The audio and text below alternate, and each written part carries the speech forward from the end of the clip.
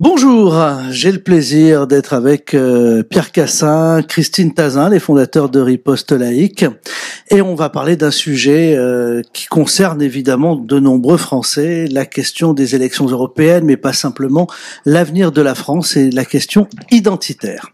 Pour en parler avec nous, bonjour Pierre, merci d'avoir accepté d'être dans le studio. Voilà. Merci de nous avoir invités, voilà. Yannick. Bonjour Christine. Bonjour voilà. Yannick.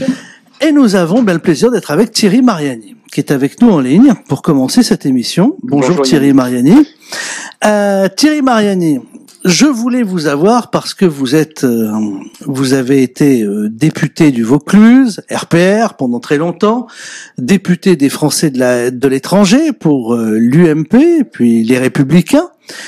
Et maintenant, vous avez été ministre de Nicolas Sarkozy et on vient d'apprendre que vous avez accepté de rejoindre la liste de Marine Le Pen pour la prochaine élection européenne pour le Rassemblement national. Pour question d'actualité, évidemment, qu'est-ce qui vous a conduit à faire ce choix et à franchir le cap, Thierry Mariani? Trois choses. D'abord, de constater que le parti dans lequel j'étais, je dis j'étais puisque j'en ai démissionné il y a 48 heures, est en réalité dans une impasse et dans un flou. Premièrement, une impasse, parce que pour gagner les élections, aujourd'hui en France, il faut avoir des alliés. Or, qu'est-ce que je constate? Que Laurent Wauquiez tient un discours qui ne me déplaît pas, avec un programme qui ne me déplaît pas, mais qu'en réalité, la stratégie qu'il a choisie le rend totalement inapplicable. Pourquoi? Parce que pour gagner, je le disais, il faut des alliés. Or, aujourd'hui, on est toujours dans cette droite qui est, vous savez, assignée à domicile. C'est-à-dire que depuis Chirac-Mitterrand, il est interdit d'avoir le moindre rapprochement avec ce qui fut le Front National et ce qui est aujourd'hui le Rassemblement National. Et donc, même si le Front National et le Rassemblement National, 30 ans après, n'ont plus grand-chose à voir, on est toujours dans ce schéma. Et donc, Laurent Wauquiez refuse, je dis même pas toute alliance, mais je dis ne serait-ce que toute discussion avec ce mouvement, ce qui fait qu'en clair, on ne peut pas avoir d'alliés sur notre droite.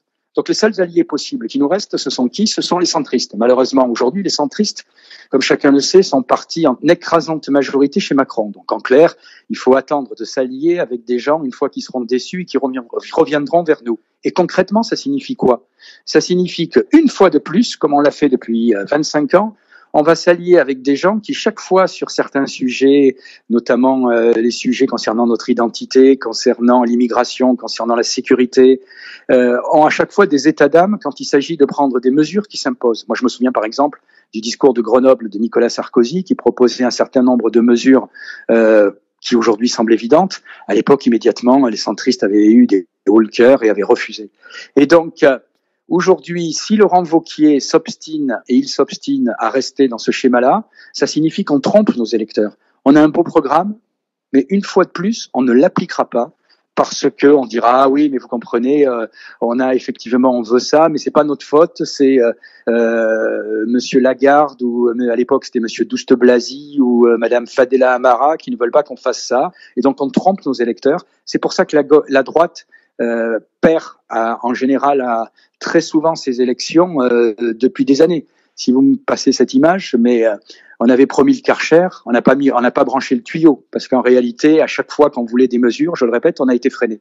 Donc, premièrement, les Républicains se mettent volontairement dans une impasse. Toujours, vous savez, dans cette assignation à résidence qui existe depuis les années 80. Et d'ailleurs, si vous écoutez Laurent Wauquiez, on est toujours, vous savez, c'est un peu comme au patinage artistique. Vous avez les figures libres, alors on tient un discours ferme, on montre les muscles, on est la droite qui est énergique, etc. Et puis après, on rajoute immédiatement les figures imposées. Ah oui, mais pas d'alliance avec les populistes, pas d'alliance avec les autres. Donc, en conclusion, on trompe nos électeurs et une fois de plus, on va dans un mur. Si par miracle, on gagnait les élections, on ne pourrait pas l'appliquer. Deuxième raison, on est aussi au niveau européen dans le flou le plus artistique en ce qui concerne nos positions. Vous remarquerez d'ailleurs qu'à cette heure-ci, on ne sait toujours rien de la liste des européennes au niveau des Républicains. C'est logique parce qu'on ne sait pas quelle sera sa position. Et je prends qu'un seul exemple, mais qui est un marqueur, parce que là aussi, Laurent Wauquiez tient un discours assez séduisant sur l'Europe en disant il faut le retour de l'Europe des nations, le respect des peuples, etc. Mais je disais, il y a un vote qui est un marqueur qui a eu lieu il y a quelques mois, c'était le vote sur les sanctions pour la Hongrie. où vous avez cette séquence surréaliste où Laurent Wauquiez reçoit Viktor Orban en l'assurant du soutien du Rassemblement des Républicains. Et puis, quelques jours après, il y a le vote à Bruxelles et où on s'aperçoit que 3 députés seulement des Républicains votent contre les sanctions pour la Hongrie. Une majorité très large vote pour sanctionner la Hongrie et un petit tiers va à la buvette ou n'est pas présent dans l'hémicycle pour ne pas voter. C'est-à-dire que dans ce parti sur l'Europe, pour vexer personne, toutes les positions sont possibles. Donc, je ne pouvais pas aussi rester dans un parti où la liste aux européennes sera en réalité un chèque en blanc ou un saut vers l'inconnu. Et donc, troisième raison, après cette impasse stratégique et ce flou en matière de politique européenne, je pense qu'aujourd'hui, la seule ligne claire et qui représente une véritable alternative, c'est au niveau européen, la ligne qui est présentée par Marine Le Pen. C'est-à-dire que depuis son discours de Fréjus, c'est très clair. On est dans l'Europe, on reste dans l'Europe. Il n'est pas question de Frexit, de sortie de l'Europe ou je ne sais pas quoi. Il n'est plus question de sortie de l'euro. Elle dit aujourd'hui quand le moment sera venu, on pourra faire un référendum éventuellement sur l'euro, mais chacun sait que les Français y sont attachés. Et aujourd'hui, la politique qui est prévue, c'est de dire en clair, on reste dans l'Europe, mais on essaie de changer sa direction de l'intérieur. Et pourquoi c'est enfin possible? Parce que pour la première fois depuis très longtemps, au niveau des élections européennes, c'est même pas d'ailleurs depuis très longtemps, c'est depuis, il n'y a pas de précédent. Quand vous regardez les élections européennes qui se déroulent depuis une trentaine d'années, vous apercevez que ce sont tantôt le Parti populaire européen, c'est-à-dire l'union des droites, on va dire, classique, ou tantôt le PSE, le Parti socialiste européen, qui se repasse les plats, qui se partagent la présidence de l'Europe, qui se partagent les commissions. Cette fois, entre les forces qui émergent en Tchéquie, en Pologne, en Slovaquie, en Espagne, en Allemagne, aux Pays-Bas, en Italie avec l'arrivée de Salvini ou en France avec la liste du Rassemblement national, il peut avoir un groupe qui éventuellement peut être majoritaire ou en tout cas qui peut imposer la fin de ces alliances classiques. Voilà pourquoi j'ai rejoint cette liste, parce qu'elle correspond à mes convictions au niveau européen et parce que surtout j'ai quitté les Républicains parce qu'aujourd'hui il n'y a vraiment plus aucune ligne, je le répète, au niveau de l'Europe. Vous savez, les Républicains, c'est devenu une sorte de club sympathique avec des gens intelligents, brillants, voilà, mais qui se rassemblent, mais j'allais dire qu'ils sont plus d'accord sur grand chose, mais bon, qui sont là parce qu'on a tous une histoire commune et qui restent ensemble en espérant gagner les élections. Alors Thierry Mariani, je rappelle que vous avez été député, vous avez créé l'événement, vous avez été ministre de Nicolas Sarkozy, vous rejoignez le Rassemblement national de Marine Le Pen. Je suis dans le studio avec 2 personnalités que vous connaissez. Christine Tazin est avec moi, Pierre Cassin, les fondateurs de Riposte Laïque. Alors on va leur laisser la parole.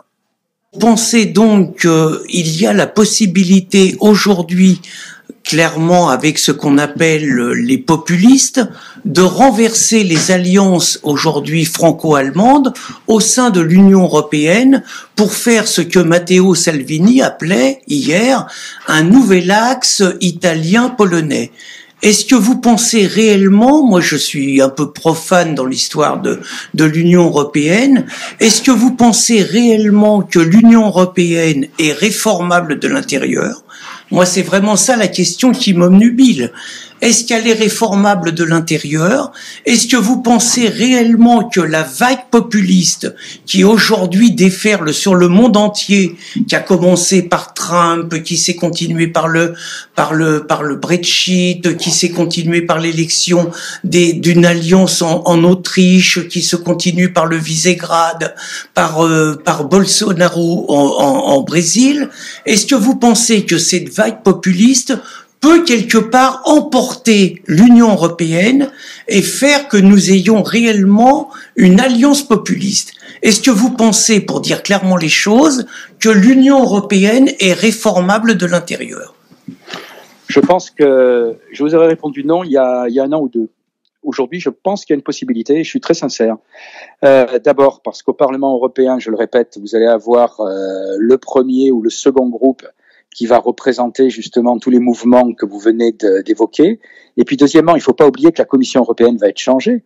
c'est-à-dire qu'il y aura un nouveau commissaire européen, par exemple slovaque, il y aura un nouveau commissaire européen polonais, il y aura un nouveau commissaire européen, je vais pas énumérer la liste des États, italien, je compte pas trop sur le nouveau commissaire européen français, malheureusement, qui sera nommé par Macron, mais voilà, vous pouvez avoir, au lieu d'avoir une commission, j'allais dire, Juncker compatible, vous aurez une commission où cette fois il y aura au moins le tiers, peut-être un peu plus, de commissaires européens qui seront issus de majorités qui sont pour réformer l'Europe de l'intérieur. Donc oui, je crois qu'il y a une chance. Après, tout dépendra des électeurs, mais voilà, vous savez, les élections précédentes au niveau européen, on savait qu'il y avait peu d'enjeux. Voilà, il y avait, c'était un exercice convenu, mais il y avait peu d'enjeux. L'histoire était écrite d'avance. Là, l'histoire n'est pas écrite. Ça dépendra énormément de ce que voteront les électeurs le 26 mai. Christine Tazin. Bonjour Thierry. Je suis hélas plus dubitative parce que je pense effectivement que cette Europe ne peut pas être réformable de l'intérieur pour une raison très simple, c'est que elle nécessiterait de dénoncer la plupart des traités qui ont été signés en notre nom depuis 20 ans, 30 ans. Et que pour dénoncer le moindre traité, il faut l'unanimité des 27. Je ne vois pas du tout en l'état comment on pourrait avoir l'unanimité des positions économiques, libérales, des positions sur l'immigration, sur l'islam et sur le droit des minorités, et donc forcément sur l'identité nationale. On a une UE qui est faite pour briser et faire disparaître l'identité nationale. Je ne vois pas du tout comment on pourrait faire avec les élections européennes. Bien sûr qu'il faudra voter les patriotes, qu'il faudra voter les partis identitaires aux prochaines élections. Il n'empêche que, vous savez comme moi, que le Parlement européen a très peu de pouvoir, même si la Commission change un petit peu, il y aura pas un changement total, c'est trop tôt. Et les lois qui sont proposées au Parlement européen, finalement, ne sont que celles que la Commission européenne veut bien proposer. Donc, très limité. Le droit et on va dire, les capacités d'agir du Parlement européen sont très, très limitées. Oui, mais vous savez, on peut changer les choses sans changer les traités. Vous avez parlé de l'immigration. Dans l'immigration, à un moment, effectivement, il est prévu un certain nombre de mesures communes en matière d'immigration. Ben, il suffit simplement de changer ces mesures communes. Voilà. Amsterdam, par exemple, interdit de toute attaque du regroupement familial, qui est une obligation. Comment vous pouvez le changer si vous n'avez pas l'unanimité des 27 ? Le regroupement familial, vous pouvez changer très nettement ses critères. C'est-à-dire que le traité énonce effectivement un certain nombre de principes. Après, vous pouvez fixer des conditions de durée, vous pouvez fixer des conditions de ressources, vous pouvez fixer, comme l'ont fait certains pays, je pense au Danemark, des conditions où vous regardez où est le noyau central de la famille.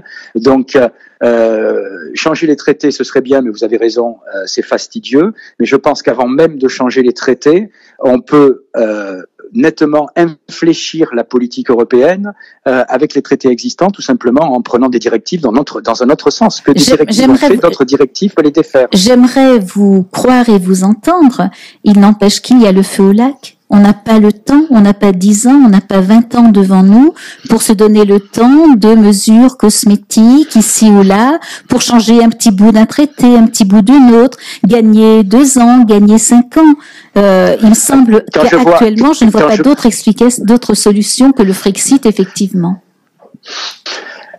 Regardez déjà le temps qu'il faut à la Grande-Bretagne et la manière dont ça se passe. Moi, je crois que quand même les Français sont attachés dans leur majorité à une certaine Europe, mais pas à l'Europe qui est à l'heure actuelle celle de la Commission et celle qui nous est présentée. Et aujourd'hui, vous avez un certain nombre de gouvernements qui ont mis les questions que vous évoquez au niveau prioritaire.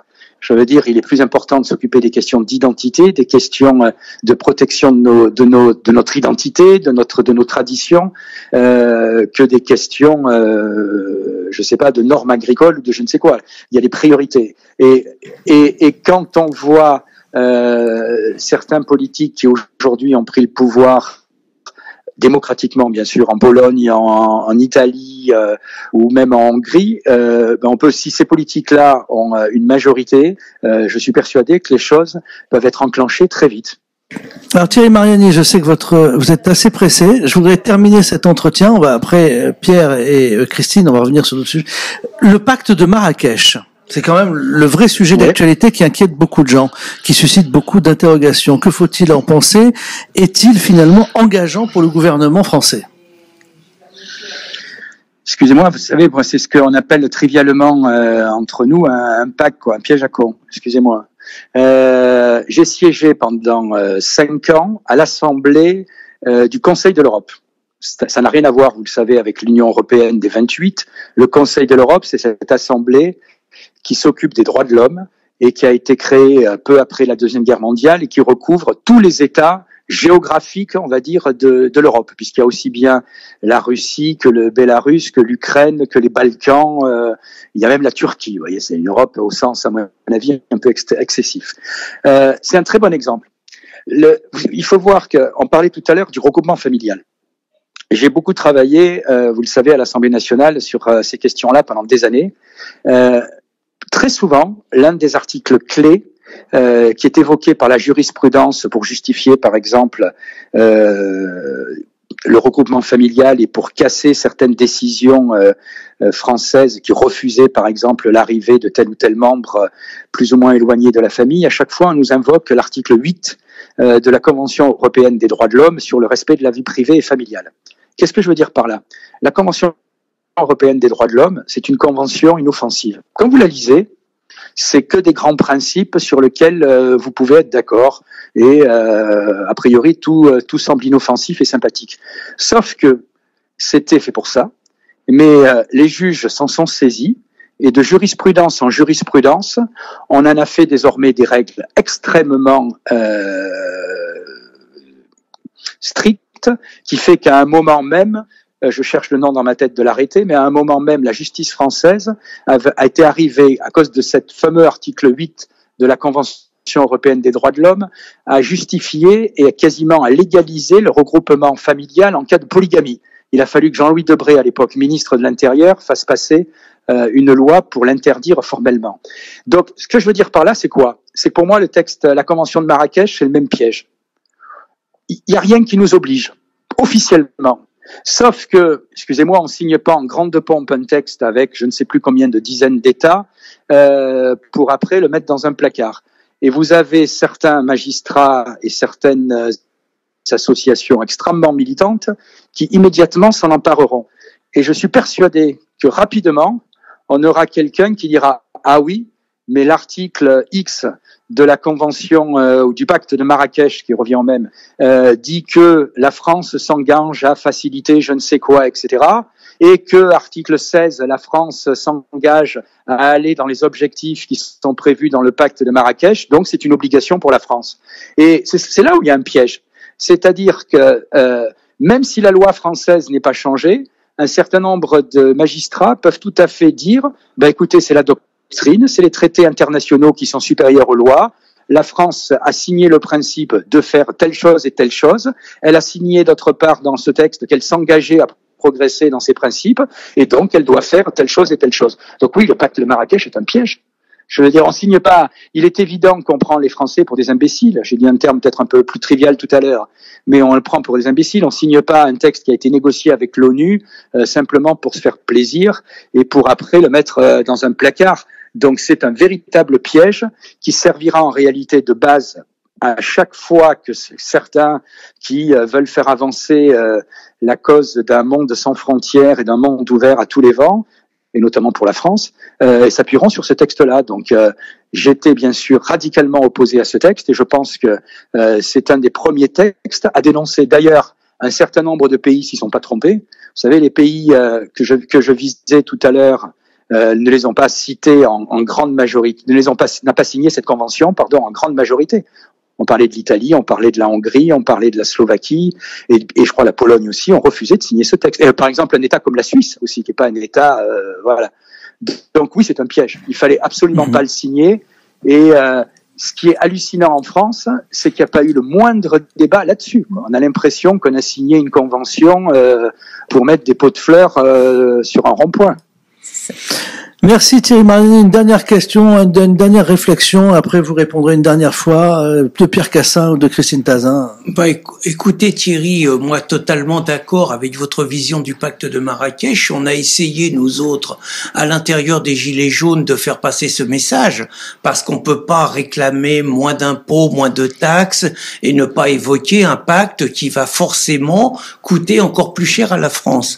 Moi, la vraie question, c'est: est-ce que vous pensez réellement, face à ce qui est quand même le défi essentiel de nos civilisations, à savoir l'invasion migratoire et l'islamisation de notre pays, est-ce que vous pensez réellement que vous avez sans doute mieux étudié que nous le rapport de force à l'intérieur de l'Union européenne? Est-ce que vous pensez réellement que dans 5 mois, avec la vague populiste, on peut renverser les règles et les priorités de l'Union européenne et imposer quelque part des principes de souveraineté nationale, de défense de l'identité face à la propagande mondialiste et face à la politique qu'ils veulent nous imposer? Est-ce que vous pensez, sur l'étude du rapport de force, que c'est possible? Thierry Mariani. Je vais faire une réponse pragmatique. Je pense que malheureusement en France, dans les 3 années et demie à venir, c'est pas possible, puisque Monsieur Macron est en place. Je suis républicain. Vous doutez bien que je suis, vu mes opinions politiques, je regrette son élection. J'ai pas voté pour lui et j'en suis très content. Mais aujourd'hui, malheureusement, il est en place pendant 3 ans et demi et on voit qu'il est exactement dans une politique mondialiste. Moi, j'oublie pas quand même une phrase historique dans sa campagne électorale disant il n'y a pas de culture française. Enfin, un président qui dit ça, c'est tout dire. C'est voilà. Et donc aujourd'hui, pendant 3 ans et demi, excusez-moi, mais il n'y a pas d'effort, enfin, il n'y a pas de miracle à attendre en France. Le miracle, il peut venir de l'Europe. C'est terrible ce que vous dites. Mais c'est pas le problème, c'est que c'est terrible parce que c'est dit par le président français. Mais c'est terrible ce que vous dites sur, on est quand même dans un mouvement exceptionnel sur les Gilets jaunes qui est quand même porteur d'une culture de révolution française où vous avez des gens qui crient par dizaines de milliers dans la rue Macron démission et vous avez l'air sans nier votre attachement à nos valeurs, vous avez l'air de considérer comme incontournable le fait qu'on doive garder Macron pendant 3 ans et demi. Je considère qu'il n'est pas incontournable de garder la même majorité à l'Assemblée nationale, mais attendez, regardons les choses sérieusement. Il y a que 2 options. La première, on renverse le président de la République. Je suis un démocrate. Il a été élu pour 5 ans. Voilà, je répète, je le regrette, mais bon, c'est la vie. Ou deuxièmement, il y a une nouvelle majorité à l'Assemblée nationale. Là, par contre, c'est une possibilité s'il y a une dissolution. Et une dissolution, c'est dans le cadre de nos institutions et c'est tout à fait possible. Oui, s'il y a une dissolution, il peut y avoir une autre politique. Mais aujourd'hui, si vous permettez, pour revenir à votre question, je me place dans le schéma le plus probable. Le plus probable, c'est que la présidence de Macron aille au moins jusqu'à son bout. Donc, pendant 3 ans et demi. Et donc, je n'attends aucun miracle côté français. Donc, le seul miracle, il peut venir du côté européen. Est-ce que je suis sûr que du côté européen, cela va se passer? Là aussi, je reste honnête. La réponse, c'est j'en suis pas sûr. Mais je suis sûr que s'il y a un miracle, il peut se passer que de ce côté-là, dans un temps très proche. Je suis d'accord avec ce qui était dit tout à l'heure. On peut pas attendre encore 10 ans, 20 ans, 30 ans. Il faut très très vite une autre politique au niveau de l'immigration. Autrement, après, c'est trop tard. Donc voilà, moi au mois de mai, gilets jaunes ou pas gilets jaunes, quelles que soient les opinions des Français, il est clair que s'ils veulent une autre politique migratoire qui soit pas uniquement des ajustements à la marge, la seule possibilité, effectivement, ce sera voter pour ces listes et notamment en France, celle du Rassemblement national. Vous dites côté européen, ce qui semble paradoxal, que le miracle peut venir du côté européen, ce qui a fait sursauter Christine Tazin, qui est dans le studio. Mais vous voulez dire finalement, Thierry, le miracle peut venir du côté européen parce que maintenant l'Italie a changé, la Hongrie a changé, la Pologne a changé. Oui, enfin voilà, tous ces pays ont changé. C'est le paradoxe de l'histoire, Christine. Oui, mais sauf que on peut être légaliste, se dire que Macron a été élu pour 5 ans. Et néanmoins, entendre la voix d'un peuple qui dit on n'en veut plus, on a été floué ou on s'est trompé, peu importe, à un moment donné de l'histoire, c'est stop, on ne veut plus de lui, quelle que soit l'élection. Je rappelle quand même que les politiques sont à notre service, sont les serviteurs du peuple. Et si le peuple, à un moment donné, dit stop, ça ne va pas, les gens élus ou pas doivent disparaître. Voilà. Il y a aussi cette réalité. Parce que je sais que vous êtes pressé, Thierry. Oui, non, mais je comprends votre raisonnement, mais je vous répète, moi je me place dans le respect des institutions. Vous savez, Macron adore citer et enfin veut se mettre au niveau de certaines personnalités. Voilà, à un moment, De Gaulle, quand il a senti qu'il était contesté, a fait un référendum. Et puis il a dit très clairement, si vous c'est non, eh ben je pars. Voilà, ça c'était un vrai démocrate. Aujourd'hui, le problème pour le moment, je dis bien pour le moment, c'est qu'on a un président qui est contesté de tous les côtés, avec une cote de popularité où même François Hollande semble bientôt populaire à côté, et qui dit je suis élu pour 5 ans. On n'est plus dans un pays, ou pas encore, mais on n'est plus dans un pays où on fait une révolution hors cadre des institutions. Donc on a aujourd'hui. Écoutez, moi je vous laisse. L'histoire de pas seulement de la France, mais l'histoire de tous les peuples montre qu'il y a des moments où la révolution qu'on ne pensait même pas imaginable arrive, et elle est là, et il faut faire avec. Mais il peut y avoir une révolution pacifique, et le mouvement des Gilets jaunes n'est pas fini, les élections européennes sont pas finies.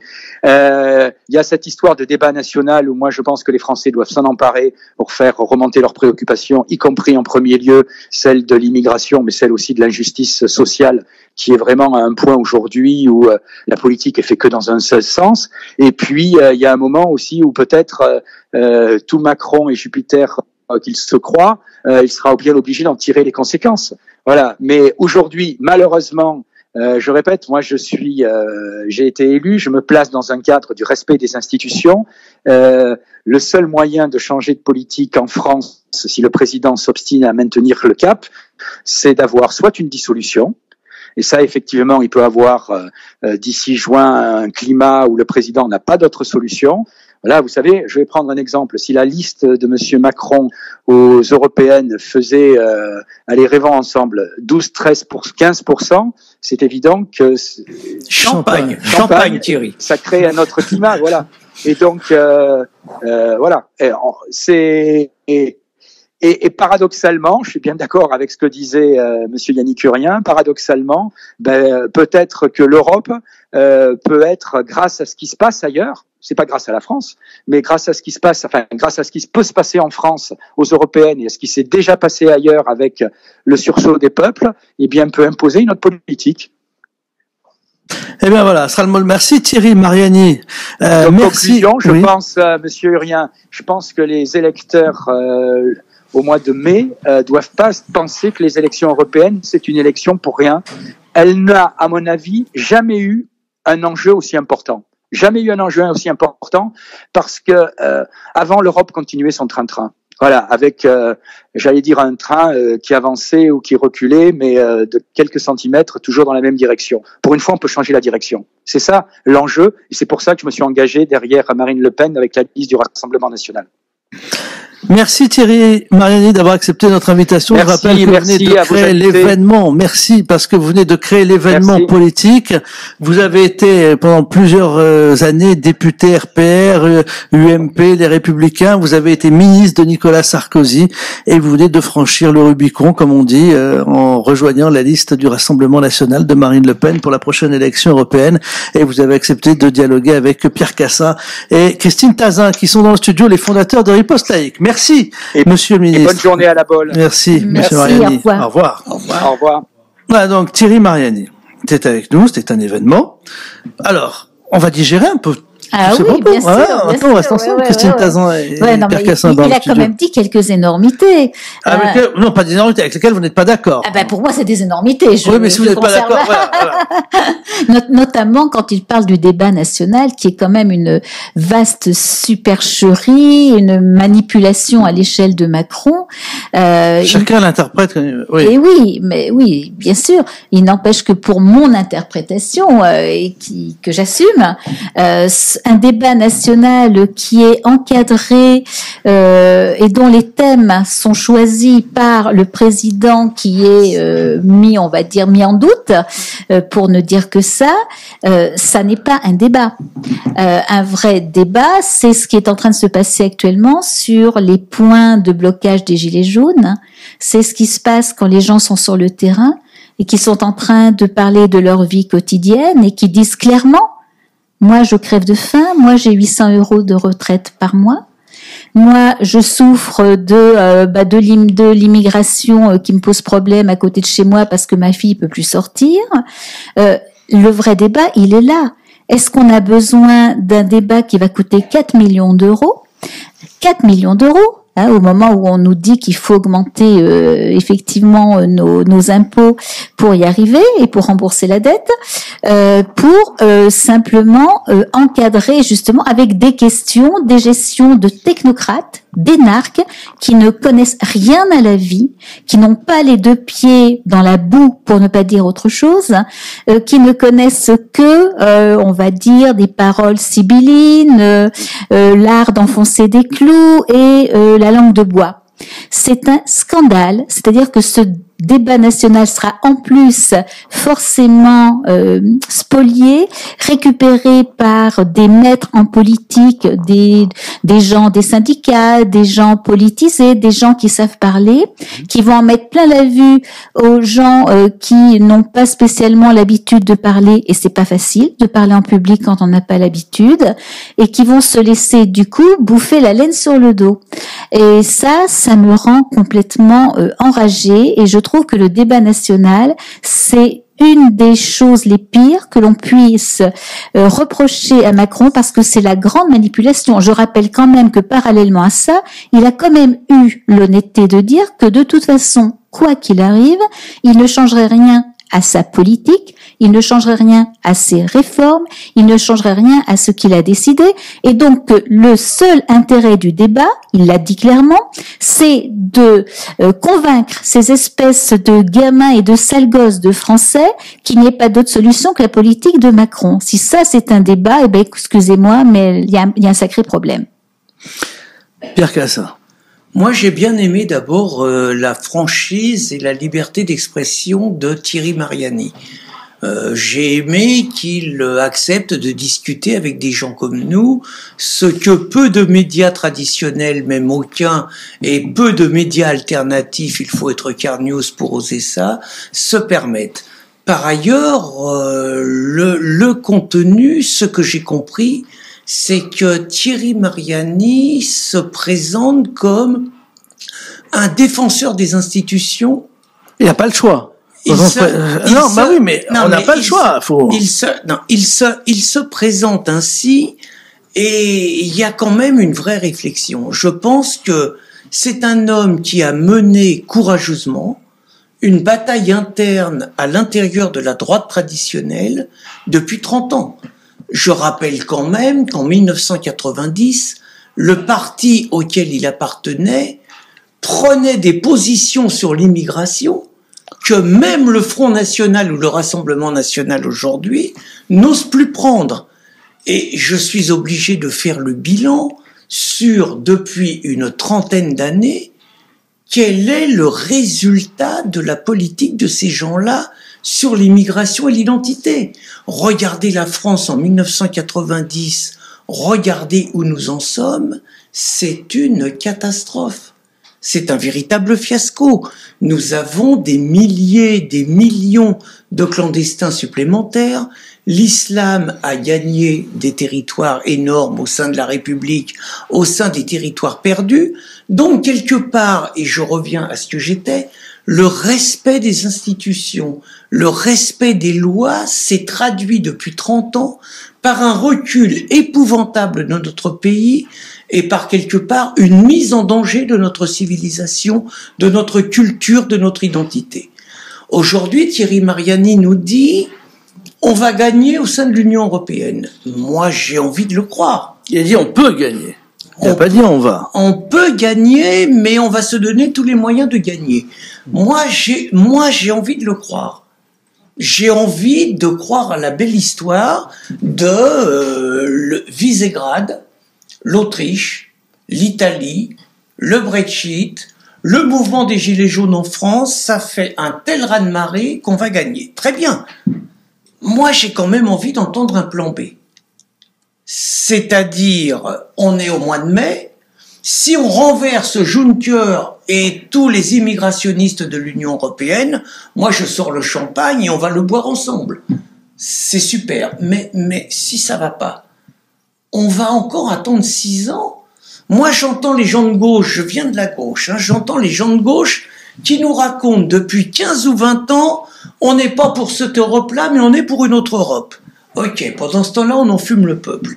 Et pendant ce temps-là, on se fait quelque part, on subit toujours la politique migratoire, toujours de plus en plus de nouveaux venus et tout. Donc moi, j'ai envie de dire, on peut pas en permanence, quand on explique quand même, Geert Wilders disait, en 2005, il est minuit moins 5. On est obligé de constater, Michel Onfray nous dit, dans 30 ans, dans 40 ans, l'islam est majoritaire en France. La charia s'impose. Je veux dire, moi, j'ai envie d'entendre des politiques qui nous disent, OK, on joue les institutions à fond, on se donne les moyens. Il y a un épisode exceptionnel, il y a ce qu'on appelle le mouvement populiste. Si le mouvement populiste gagne en mai, très bien. On règle les problèmes au niveau de l'Europe, tout change. Mais si ça marche pas, on va pas encore se coltiner 6 ans d'Union européenne qui va nous coller des clandestins qui auparavant arrivaient en Italie et qui maintenant arrivent en Espagne, qui auparavant passaient par Menton et qui maintenant passent par Bayonne, et on va pas se coltiner quand même l'invasion migratoire, nos villages soumis aux migrants, on va pas se coltiner ça encore pendant 6 ans quand même, et pas avec le phénomène des gilets jaunes, pas avec tout ça. Moi c'est un peu ça. J'ai envie d'entendre un plan B. La réflexion donc de Pierre Cassin, le fondateur de Riposte Laïque. Voilà, donc on a entendu Christine, on a entendu Pierre. J'ai envie de terminer cet entretien. Vous demandez le plan B alors. Qu'est-ce que cela pourrait être? Vous avez envie de l'entendre, mais que proposez-vous aussi? Qu'est-ce que ça pourrait être? Le plan B pour moi et pour Résistance républicaine, c'est le Frexit. C'est-à-dire qu'il faut obtenir un référendum pour sortir de cette Union européenne. Si on ne sort pas de cette Union européenne, on est bloqué, ligoté, enchaîné, et on n'a aucune porte de sortie sur l'immigration, sur l'économie non plus, sur la Banque centrale qui nous ligote. On doit actuellement 2000 milliards, et on en devrait 50 si on n'avait pas eu la loi Rothschild de 1973, avec cette Banque centrale allemande qui fait absolument tout pour nous soumettre et nous soumettre aussi au chômage. C'est-à-dire qu'est-ce que le Frexit changerait? Le Frexit changerait qu'on retrouverait notre liberté déjà. Oui, quand on avait notre liberté, les Français ont bien voté pour François Mitterrand. Sauf que là, comme pour Sarkozy, il y a mal donne, c'est-à-dire que le programme de François Mitterrand n'était pas celui qu'il a appliqué en 2003. Oui, mais qu'est-ce qui vous dit que les choses ne se reproduiraient pas en cas de Frexit? Rien n'empêche à ce moment-là de modifier la Constitution pour éviter ce genre de choses. Il faut faire confiance aussi au peuple et à la capacité de changement. Je crois que l'histoire est toujours en faveur des peuples. Un jour ou l'autre, on retrouve notre liberté. Je suis une éternelle optimiste. La seule grave chose qui est pratiquement irréversible à mes yeux, c'est l'islamisation. Les Espagnols ont attendu que 1400 ans. C'est long, 1400 ans. 800. Oh oui, j'ai dit 800, mais vous voyez, c'est... Voilà. Pardon. Voilà.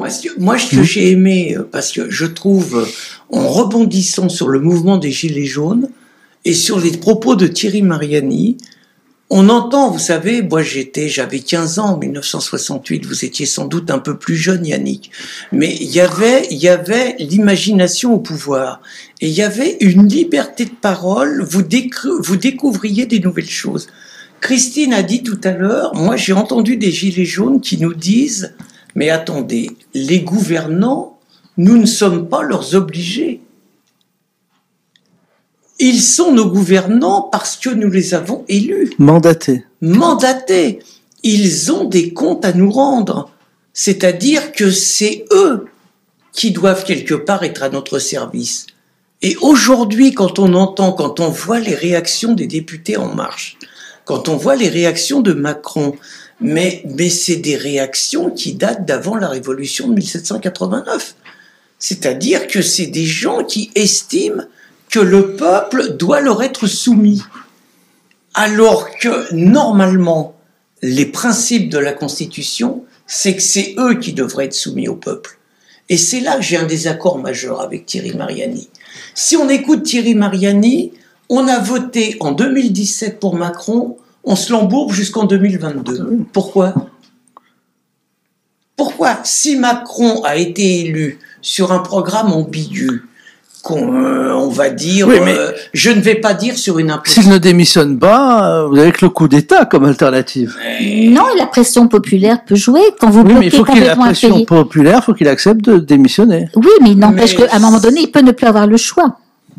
Ça, c'est autre chose, oui, mais là, on était tous... Je trouve que c'est un sujet intéressant, c'est est-ce que nous sommes condamnés à subir, je vais dire par exemple, je vais donner des chiffres, un président qui n'a plus que 15 ou 20% de personnes derrière lui. Mais il avait déjà 15% ou 20% de personnes au moment du premier tour. Hein. C'est vrai. Non, c'est pas la même chose quand même. Je trouve là, il y a quand même.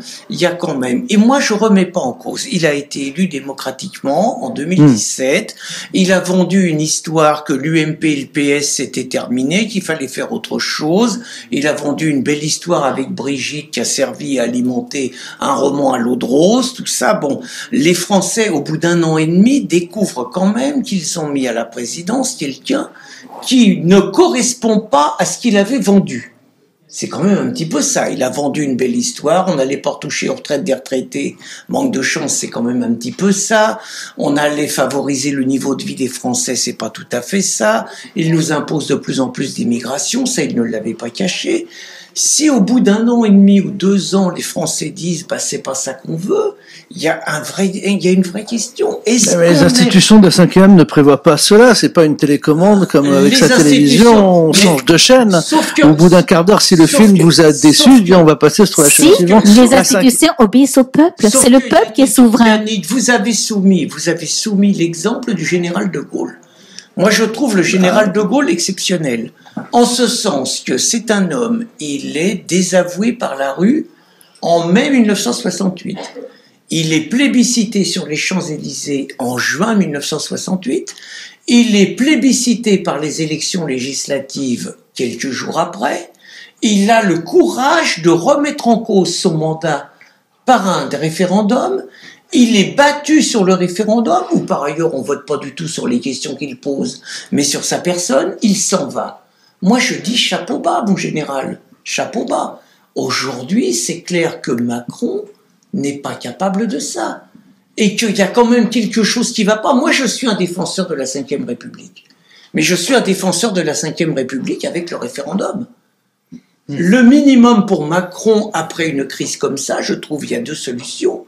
Ou il dissout l'Assemblée et il renvoie les Français aux urnes, ou il fait un référendum où sa personne, clairement, c'est vous voulez continuer avec moi, vous voulez pas continuer. Mais moi, je peux pas entendre qu'on est condamné à subir Macron jusqu'en 2022. On est condamné à le subir s'il ne veut pas partir. C'est ce qu'il a voulu dire, c'est très clair. Dans ce cas-là, ça va pas. Dans ce cas-là, on peut aller vers une guerre civile qui l'aura sciemment et délibérément suscitée. Oui, mais là, clairement, il s'est placé dans le respect des institutions. S'il ne veut pas partir, il n'y a aucun moyen juridique de le faire partir. Sauf la guerre civile, comme vous dites. Mais là, on rentre dans une autre discussion, Christine Tazin. Mais ce qui est étonnant sur la guerre civile, moi, j'écoute quand même tous les légitimistes. Tous les légitimistes que j'écoute, ils se disent les défenseurs de la Révolution française. Mais si je les écoute, ils n'auraient jamais remis en cause Louis XVI. Ah oui. Si je les écoute, on serait encore en monarchie. Si nous sommes en République, je rentre pas dans le débat, la République, la monarchie et tout. Mais si nous sommes en République, si tous nos enfants à l'école apprennent les bienfaits de la Révolution française, c'est quand même parce qu'à un moment donné, il y a un peuple, il y a des circonstances historiques qui ont décidé de ne pas respecter totalement les règles. Et les institutions, donc, voilà. Et voilà. On était dans un cours de droit constitutionnel. Oh non, nous n'avons pas cette prétention. Non. Disons du bon sens. Merci Pierre Cassin. Merci Yannick. Merci Christine Tazin. Vous êtes les fondateurs de Riposte Laïque. Merci d'avoir été. Et de Résistance Républicaine. Voilà, il faut pas oublier Résistance Républicaine. Merci d'avoir été mes invités dans le studio de CARNews. Merci. Merci Yannick.